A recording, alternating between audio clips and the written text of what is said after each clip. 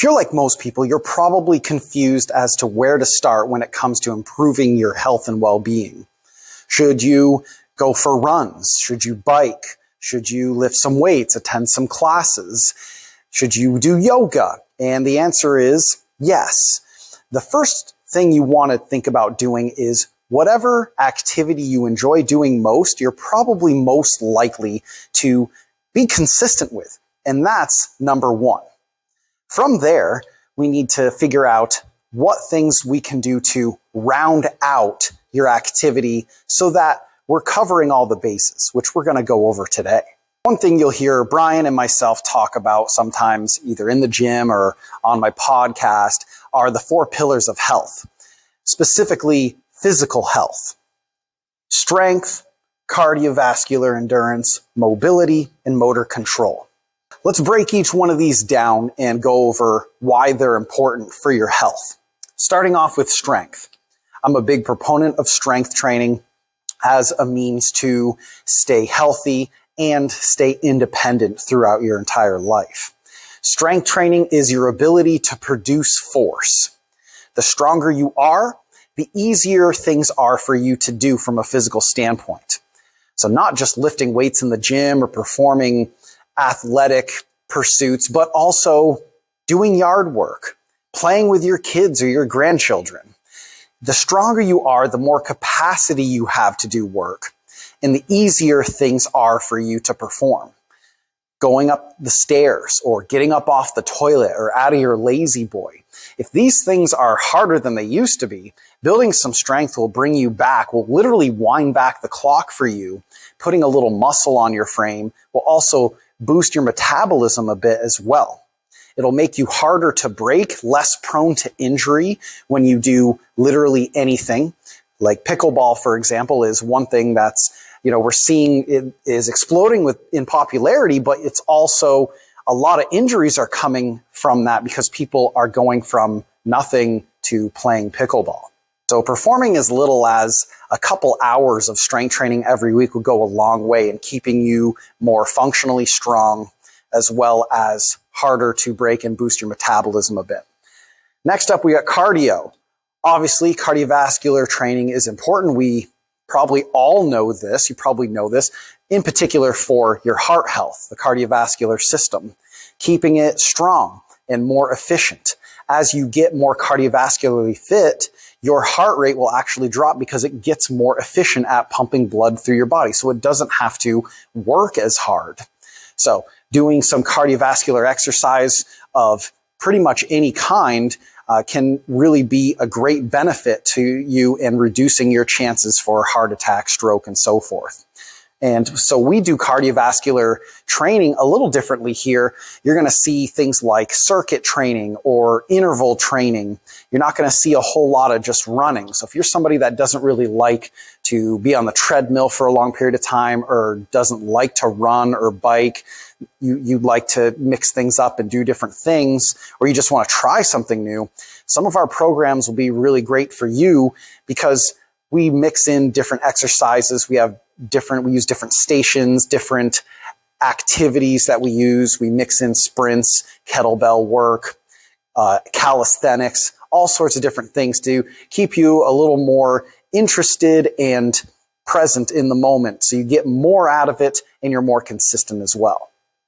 And also on top of this, you're going to find that your cardiovascular training is going to help you be able to do things for prolonged periods of time.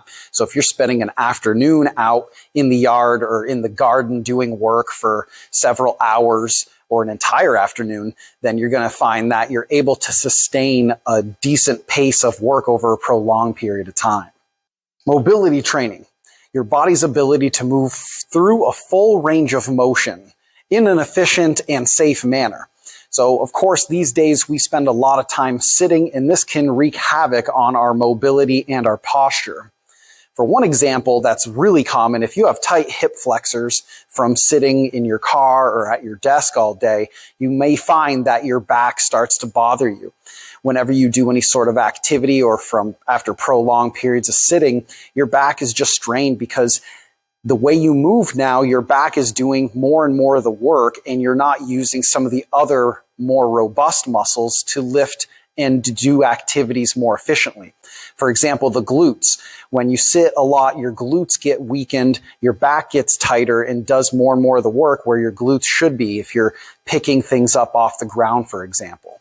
Loosening up your hip flexors will allow your glutes to work more efficiently and take some strain off of your lower back, dispersing the load of anything that you lift or carry around over more joints and more muscles so that nothing's as likely to get injured or pulled.